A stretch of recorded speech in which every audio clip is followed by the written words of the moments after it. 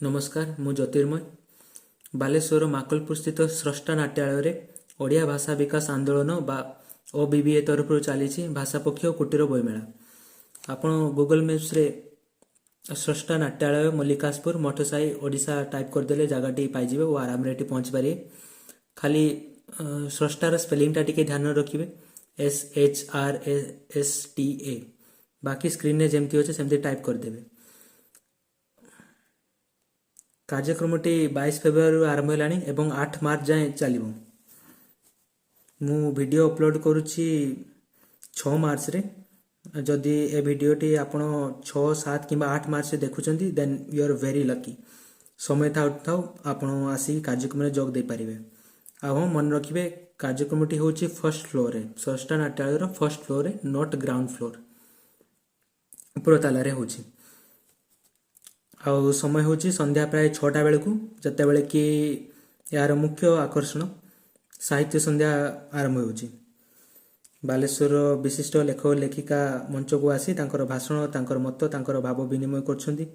जदि आपण तांको लेखा पढ़ी पढ़िया पसंद करुवे आपण सुजोग निज प्रिय लेखक लेखिका इंटराक्ट करने। Just be respectful and I'm sure they will respond to your love and appreciation. Right, so आ गोटे कथा मन रखार अच्छे जे एटा कुटीर बहीमेला तो नार ही जानीपारे जे this is small scale. So एटा गोटे indoor in house book fair भाव आप ग्रहण करें। आपड़ जदि रेगुलर बहीमेला विथ रेगुलर स्टॉल्स इमेजिन करके आसुवे तो आप निराश हो पारती।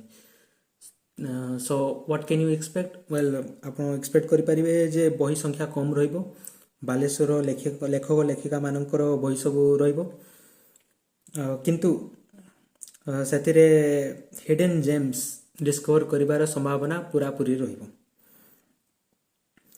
And speaking of hidden gems मु सेठू 3टा बही खोजी आनी। गोटे हूँ मो झरकारु शिमिलीपाल आपण देखिपे मुक्तिलता आइस को द्वारा रचित।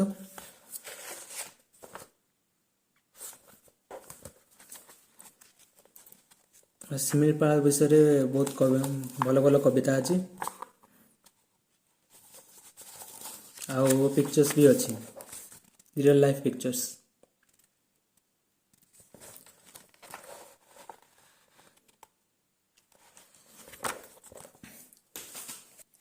तापर अच्छी कुको खणी कूट पोखरी शैलबाला बेहरा द्वारा रचित। आते मुझे बहीटा देखिली कूट पोखरी रिलेटेड किसी स्टोरीज तो नहीं आसली।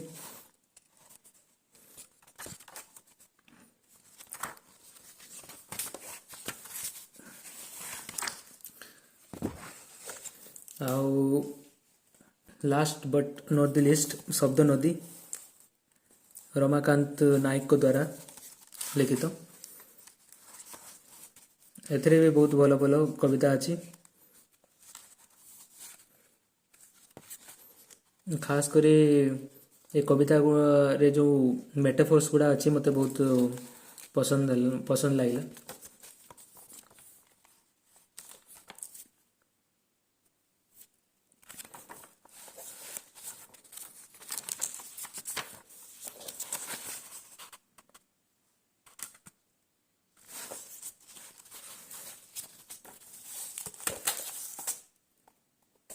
बस ये कहबार थिला।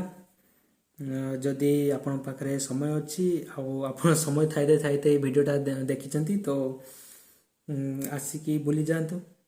मोर आशा आपण निश्चय उपभोग करेंगे। एतिक रही नमस्कार।